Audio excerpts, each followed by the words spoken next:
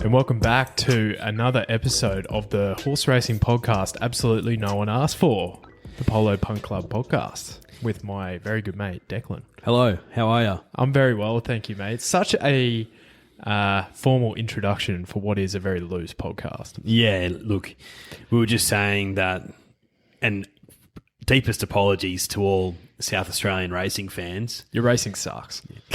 Well, I wasn't going to be that blunt, but it doesn't really tickle my fancy, no.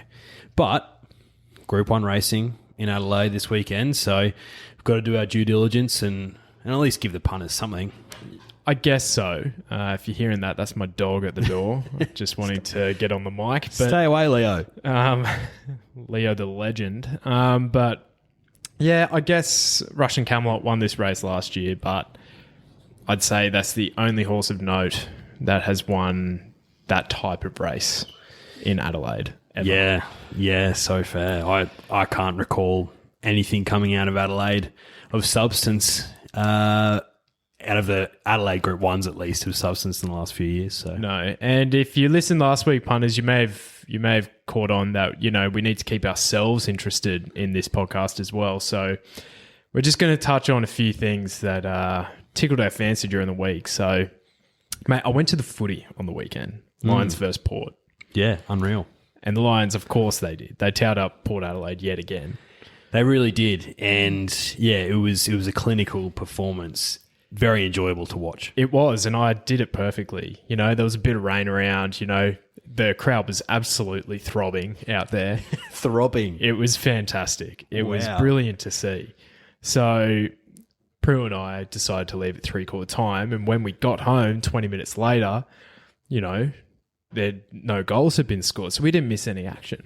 So No, the damage was already done. The Lions they cooled their jets a little bit in the fourth quarter. There was one great goal to my mate, Hugh McGluggage. one of the great humans on this earth. One of the great Hughs. Yeah. Well, one predominant Hugh that we talk about isn't really a friend of this podcast. No, of the two Hughs we've mentioned so far in this podcast, this guy certainly comes out on top, Hugh McGluggage. He takes the cake for sure.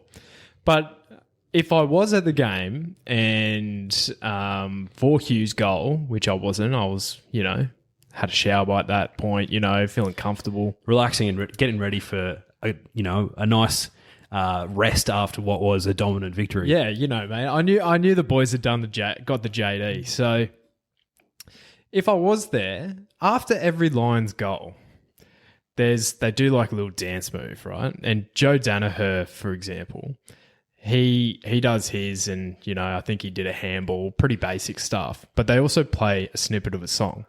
So last year for Charlie Cameron, it was Baby Shark. And this year for Joey, it was I'm Not That Innocent by Britney Spears. Not that innocent. So, oops, I did it again. yeah, something like that. One of those, you know, classic Britney. So I was just going to ask you, if you were an AFL player and you just kicked a snag at the mecca of Brisbane AFL, the Gabba, you know, and you're giving it to the crowd Charlie style with the motorbike, what song's going to play afterwards? That's a great question. And, you know, I actually am going to switch codes because there's something that's just stuck in my head, and now it's translated to every single game I watch. But whenever you're at Suncourt watching Planet Bronc, Yes. whenever they score a try, the that comes on, which I think is actually, and I might need to fact check this, I think it's a song by the Fratellis. Let me just check this real quick. Yeah, called Chelsea Dagger. Wow. Jeez. Huge. Big flex that. But yeah, so I'm not a Broncos supporter. I don't mind the Bronx, but every time now, even when I'm watching the Dragons play or watching State of Origin, and someone tries and I'm exuberant because of it. So for me, that's probably what I think of. And another one that comes to mind is probably One More Time by Daft Punk or something. Just a great tune. As soon as you hear that, someone definitely had that. Just gets you up and about, you know. Someone definitely had that. Oh, really? Yeah, I don't know who it was, but yeah, it makes sense, you know. But, mate, Planet Bronc, da-da-da, makes huge amount of sense. Yeah, and just charging the arms up and down. Oh, It's a great sight. It's a little seat workout. It's great. Yeah, look, it's not happening as often anymore No. than what it did a few years back. Poor old Planet Bronc. Oh, well. Yeah, one of the great celebration songs. Absolutely. For my 2 cents, I was trying to think of it, and I'm inspired by, the nightclub scene. I reckon, imagine... Are you? Just imagine a bit of sandstorm going down after you kicked a goal. Yeah, that's classic. I always see funny videos of people doing a rendition of Sandstorm, but with different instruments, like a flute or like a jazz flute or something like that, or a recorder. It's so funny every single time. No, that's a great show, mate. Yeah. And actually, you know what I just thought about with One More Time, the Daft Punk song. You remember when, I don't know if you would have seen this, but when Channel 7 had their last week of coverage for Melbourne Cup Week, and obviously now it's with Channel 10. Oh, my God, yeah. It was their last year of having it. and they got the cast. So we're talking Bruce McAvaney. You're talking Richo. We're talking Katie Mallion. Yep. We're talking Abby Gelmy, I think her name is. They're all doing a rendition of One More Time, and they've got their own little dance, like it's a bloody TikTok or something. In the cringeworthy stakes, it wins by the length of the straight. I can just picture Bruce McAvaney looking down the barrel of the camera, singing "One More Time" and doing this weird sort of dance. I remember watching it, just thinking, "I'm a big fan of you, Bruce. Same, but I don't know about this." You've had an absolute Betty Crocker there. Oh yeah, Richo's got some moves, but yeah, he does. Because he is one of the greats. He's versatile, mate. He's the chameleon of the racing industry, I reckon. Yeah, I think so too. He's actually not bald. That's just his race day look. Wow. Because he wants to have something on his head, like a fedora, of some description, or an Akubra. Of course he does. But the hair just takes away from it. I reckon he shaves it. I reckon it's just a spono. He has to fulfill his sponsorships. We might tag him in this to see what he reckons. But anyway, that's my yarn for the week. But you have anything to bring to the table? Mate, something that really stood out to me this week is one of the most what the hell headlines I've ever seen in my life, which read a little bit like this. Ex-Test cricketer Stuart McGill abducted, assaulted, and held for ransom. That is not something I expected to read this week. No. It's really not. Because in my memory, Stuart McGill of, 44 tests for his country, I just remember him just, turning nut for Australia. Mate, could turn it sideways. Yeah, and I also remember him being a connoisseur of red wine for some reason. I knew that about him. I didn't think he'd be abducted and held for ransom. That's not something I affiliate with Stuart. No, and abducting someone and holding them for ransom, I associate that more so with like royals or something, or in movies. This doesn't happen in Sydney, in Australia, to Stuart McGill. Of course not. So absolutely bizarre, and it ended up being the brother of one of his ex-partners who was associated with bikies, allegedly, or something like that. So who knows? But absolutely weird story. Poor Stewie McGill. Surely you'll have some PTSD from that. But actually, apparently he was in handcuffs, and the way he got out of it was just by he kept turning his hand. And eventually the handcuffs just undid themselves. And then he was searching for a way to get out, and there was heaps of cricket balls lying around the place. Yeah. And he threw them at all the people who were holding him hostage, and they just passed out. Yeah, of course they would. Got hit in the head. But that's funny. Yeah, anyways. I was thinking there's some other funny headlines I've seen pertaining to sport recently, and here's one that you might like. Okay. And this will be something from last year. Robinson stitched up by umpires in bizarre mouthguard hurling incident. What is that headline, you might ask? Now, I can't remember if we were watching the game together or I said to you, mate, look at this. But Mitch Robinson from the Lions and Carlton Blues fame, he's just done one of the great mouthguard throws after a decision didn't go his way on the field. Hit full pelt. It would have gone 50 metres. At least, yeah. It was brilliant. It's still going, actually. Yeah. It just made no sense. No. Love Robbo's passion. Yeah. Mate, I was having a think about this as well. And one that I found very interesting was Michael Slater this week. Oh, bizarre too. Calling out ScoMo. It's just been a bizarre week for, sporting heroes in our country. Ex-Australian cricketers. Ex-Australian cricketers are a weird bunch. Yeah. What about leg spinners? Stewie McGill, Shane Warne? Yeah. Jeez, I wonder what is going to happen to Sweppo once he retires. It'll just go west. Maybe. Doubt it. Oh, but yeah. So that was a funny story too, with Michael Slater accusing ScoMo of having blood on his hands. Yeah. Whoa. And then I saw a tweet that he said, he's like, I dare you or I challenge you to a debate. He tweeted that at ScoMo. And it's like, why, mate? Why? Yeah, Slats has got a screw loose, I think. Loose marbles. And a little bonus as well, punters, if you haven't done this already, just Google Florida man and you will see some of the weirdest shit pop up for news headlines. So June 27, 2012, Florida man chews off another man's face. What? January 1st, 2015, Florida man trapped in unlocked closet for 2 days. I've read some other ones, but that's the gist of it. Florida people, not the smartest. No, they're not. And Northern Territory News actually comes out with some bangers as well. They do.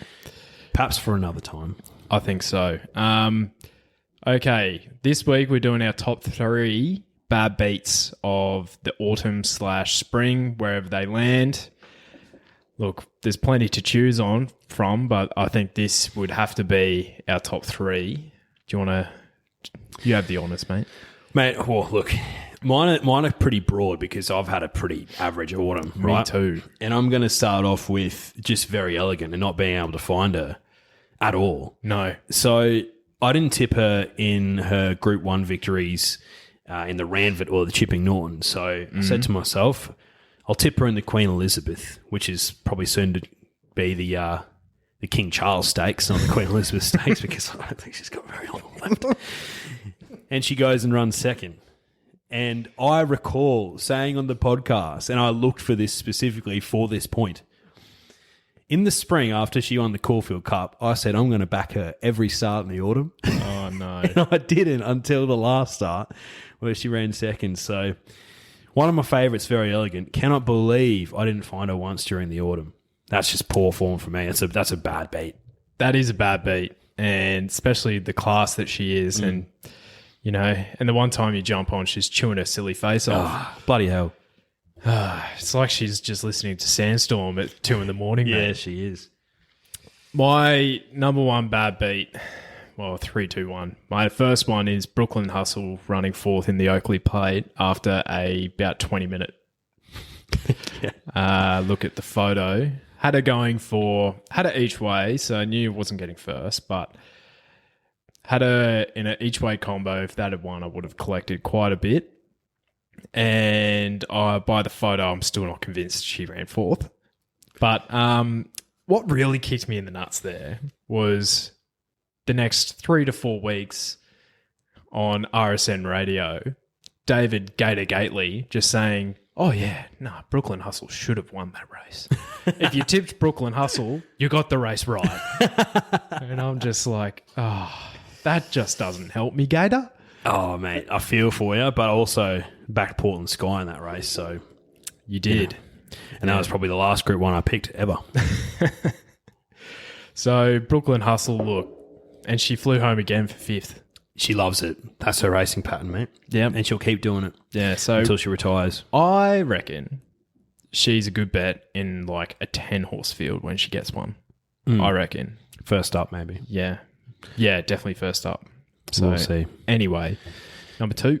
For me, again, this is a broad one, but it's just my Golden Slipper day in general. I had an absolute nightmare. So, obviously, the initial kick in the nuts was the fact that we were up in Noosa specifically for it, and we're going to go to the greatest punting venue on earth, the Noosa Surf Club, for it.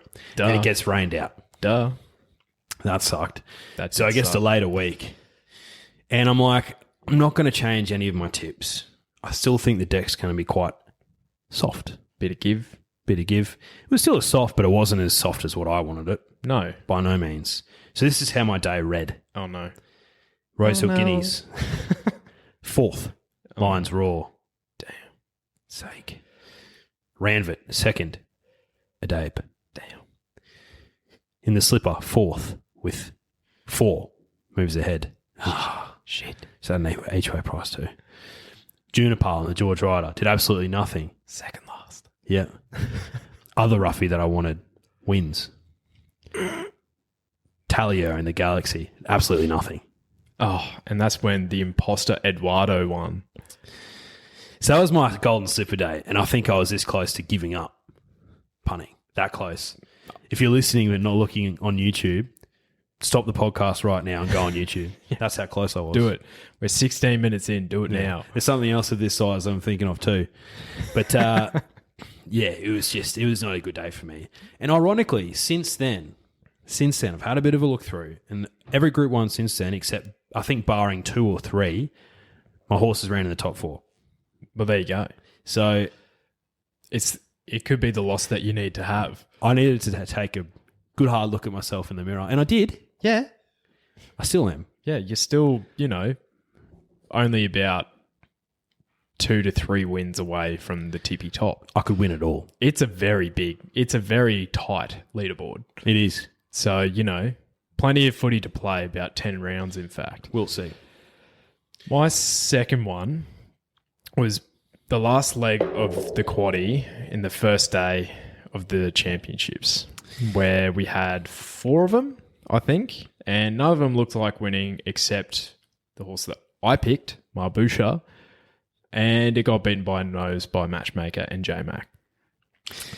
Yeah, that was my last one. That was a bad loss. That we ran was. 2nd, 3rd, 4th in that race. Yeah, so that was a red hot kick in the nuts, and my day was just a day full of just near misses. Almost. Yeah, nothing worse. And that leads into my third one, and that has to be Young Werter. I think that's the worst beat I've had in a very long time. That's a bad beat. First time I jump on him, he jumps at 15s. He's friendless in the market. He's drifting. I jump on. Have him in a combo. Another leg of my combo gets up. I'm feeling confident. I'm feeling good. I thought it was a cracking bet too. It was a cracking bet. Man. Cracking. And then he loses by a nose by Captain Jack, Explosive Jack. Captain Jack Sparrow, I can't believe he swooped in and stole victory from you. Yeah, that was bad. I never heard of that horse. No. Now Macca did. now Because he put it in the quaddie. Oh, so yeah, I guess, And now Captain Jack's bloody favourite of the SA Derby. Yeah. Well, we'll see how that plays out. But look, we were talking about bad beats today, and I was like, I had some shocking beats in the spring too. I think I had more close calls in the spring. I just had out-and-out losses during the autumn.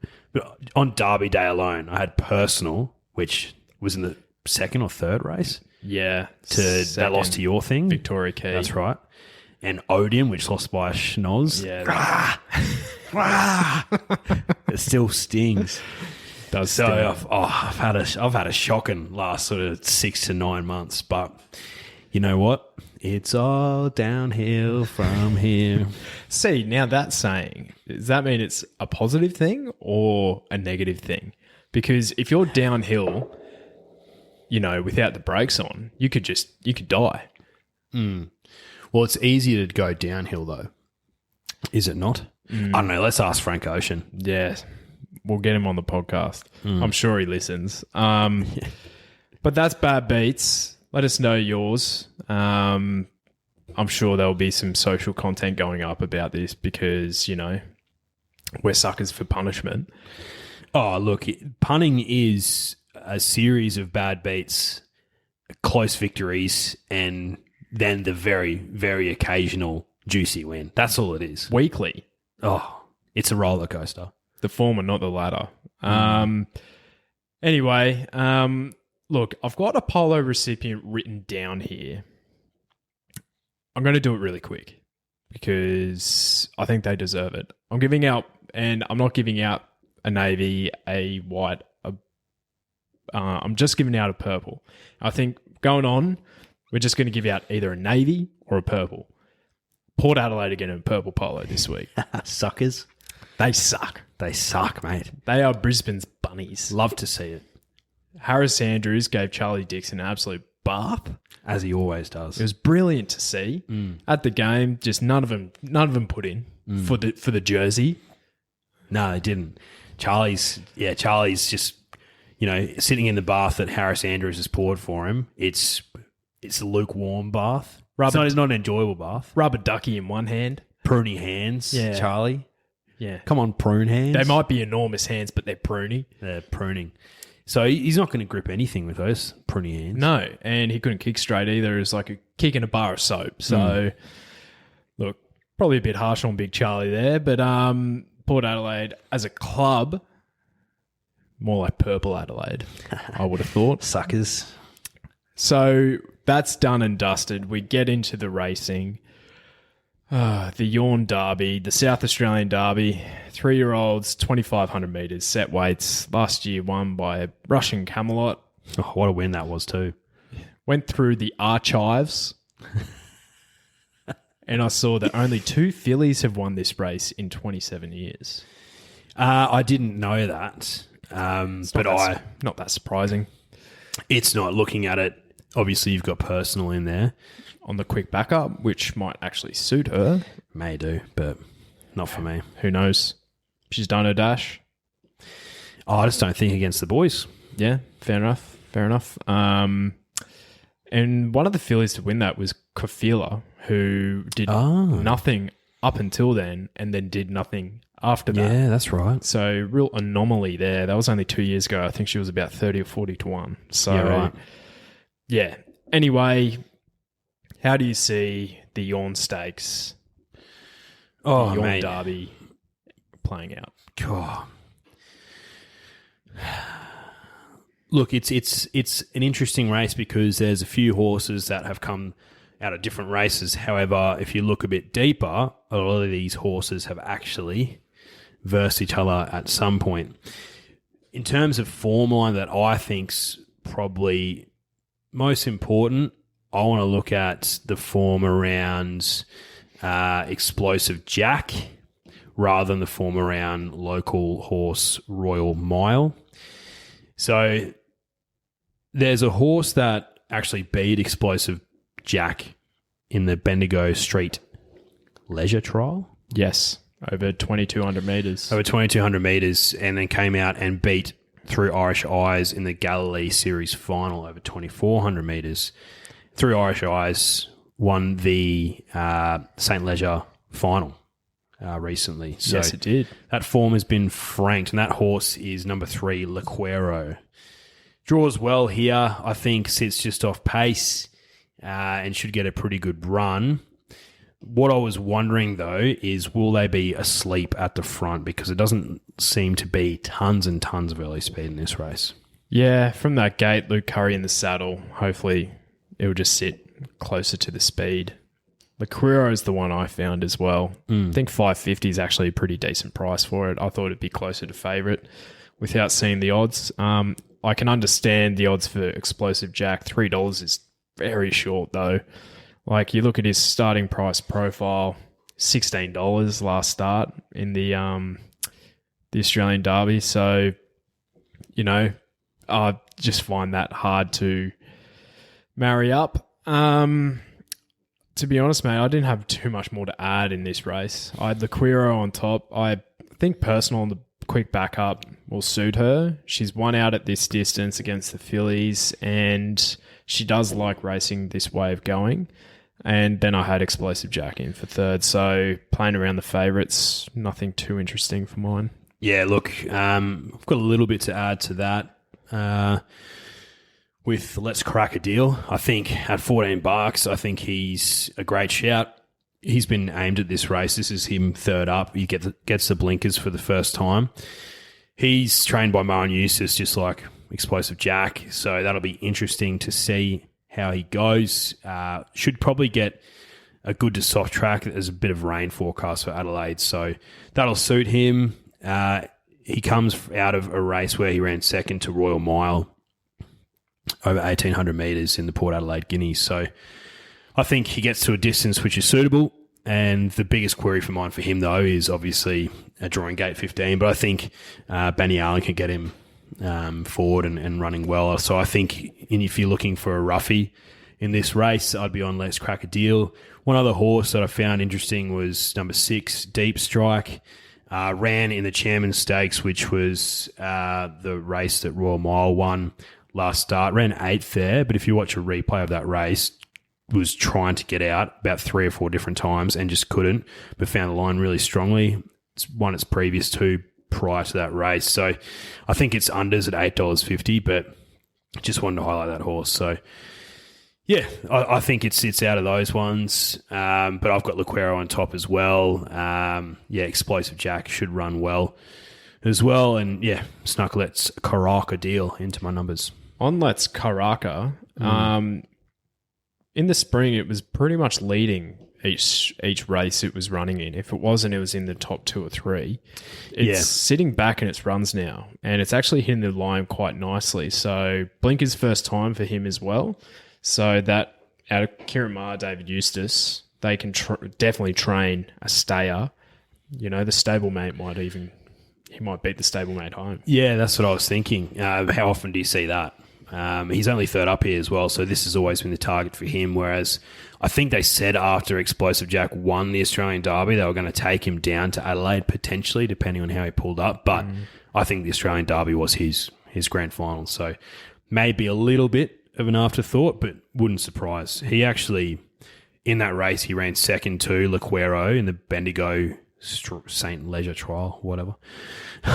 He actually hit the line really, really strongly, so... look, he could run really well, but we'll see. Fair enough. On to our time-honoured Juicy Stakes tips. Time-honoured. So last week, my roughie Paul's Regret in the feature ran a really nice 8th. Ooh. Yeah, so... I had Flexible in the feature, which I thought was a good price. It ran 4th, so... Yeah. Hey, top 4. That's what we want for values. So each way... I had Mizzy as my each way, ran 14th. I don't know what happened to Mizzy in that race. It's very bizarre. It was on pace and then just faded. Yeah. Really weird. Yeah. Fair enough. Who knows? I was a bit cheeky. I put Steinem as my each way, but Bo Rosser did my best. He jumped at an each way price. So I was kind of playing between the two, but Steinem finished 9th, Bo Rosser won. So, which is good. Yeah. 1,000 Wishes was no good at all. In the 5th race. So. And we're 0 for 35. 0 for 35. You know, that just means we've raised, upwards of $350 for charity. So it could be worse. Brilliant. Absolutely brilliant. Wholesome content. Okay. Now, I don't know about you, but I went into state for my value play of the day. Yeah, look, I was looking into state because I don't like the card in Adelaide very much. It is disgusting stuff. However, Let's Crack a Deal, I thought, at $14 in the feature was a good price. So that's my roughie. Beautiful. Look, I've been trying to bet on this horse for a few times, and she's not the $126 she once was, but Alison of Tuffy in the last at Gold Coast, number 1, beat home Crone, her last run of last year. Who is a subsequent Group 1 winner. Look, she hasn't been fantastic in her 2 runs this prep, but getting onto what's likely to be a soft deck might be what turns her around. She's drawn perfectly, should sit on speed. Nash in the saddle. Bang. $21. That's a good play.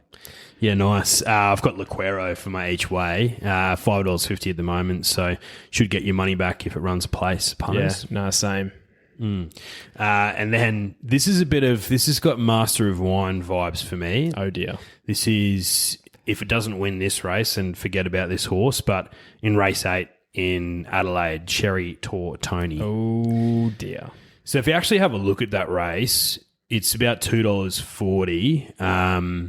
And if you look at the other horses in the race, I just can't see any horses that should really have a good shot at challenging it. So, yeah, Cherry Tortoni gets to a mile, which is, I think it's favoured distance. Draws pretty well, but probably gets a soft deck in Adelaide if it does rain, which he enjoys. So at this stage, he's a master of wine. If he doesn't win this race, no thank you. I did have a look at this race, and I'm trying to find something to beat it.